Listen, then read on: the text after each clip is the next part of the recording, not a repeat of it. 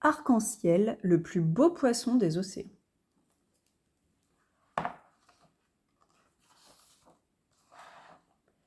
Quelque part, au plus profond des mers, vivait un poisson. Mais ce n'était pas un poisson ordinaire, c'était le plus beau poisson de tous les océans. Il avait les couleurs de l'arc-en-ciel, et ses écailles brillaient et miroitaient dans la lumière comme autant de petites gouttes irisées.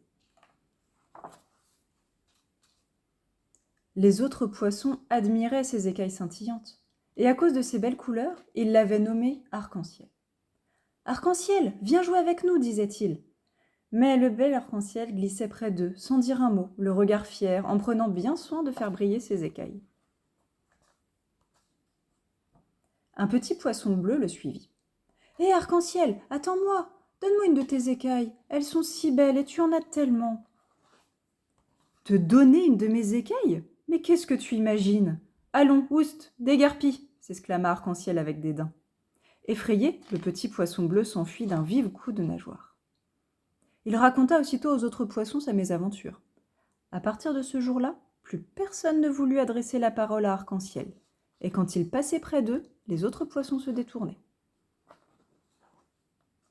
Mais à quoi servent les plus belles écailles du monde s'il n'y a personne pour les admirer ?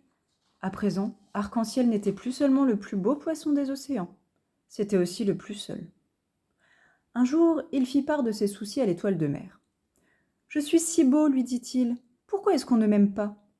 L'étoile de mer se tut un instant, puis elle dit « Derrière le récif de corail, il y a une grotte. C'est là qu'habite Octopus, la pieuvre. Elle sait beaucoup de choses. Peut-être pourra-t-elle te donner un conseil ?»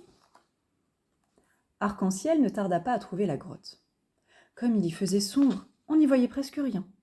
Soudain, il vit briller 2 yeux dans l'obscurité. 3 bras s'avancèrent vers lui. « Je t'attendais, » dit Octopus d'une voix grave. « Les vagues m'ont rapporté ton histoire. Écoute bien mon conseil. Offre à chaque poisson qui te le demandera l'une de tes belles écailles. Tu ne seras peut-être pas le plus beau des poissons, mais tu seras un poisson heureux. » Mais, dit Arc-en-ciel, il ne put rien ajouter de plus, car Octopus avait déjà disparu derrière un nuage d'encre.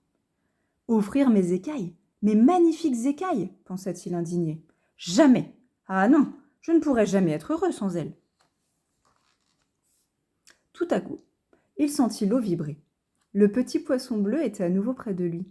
« Arc-en-ciel, s'il te plaît, sois gentil, donne-moi une de tes magnifiques écailles. » Arc-en-ciel hésita. « Une toute petite écaille, pensa-t-il. Bon, d'accord, ça ne se verra pas. » Arc-en-ciel détacha avec précaution la plus petite écaille de son dos et la donna au poisson bleu.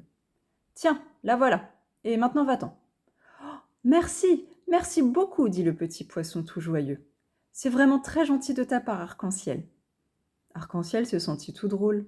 Il regarda longuement le poisson bleu s'éloigner avec sa petite écaille scintillante.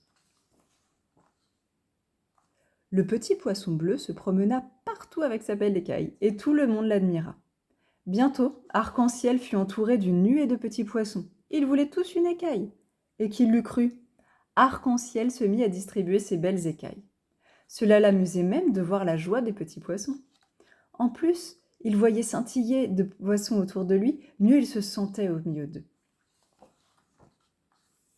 Bientôt, il ne resta plus à Arc-en-ciel qu'une seule écaille brillante. Il avait distribué toutes les autres. Et il était heureux, vraiment heureux. « Viens jouer avec nous, Arc-en-ciel » appelèrent les autres poissons. « J'arrive, dit Arc-en-ciel » et il s'élança tout joyeux au milieu de ses nouveaux camarades.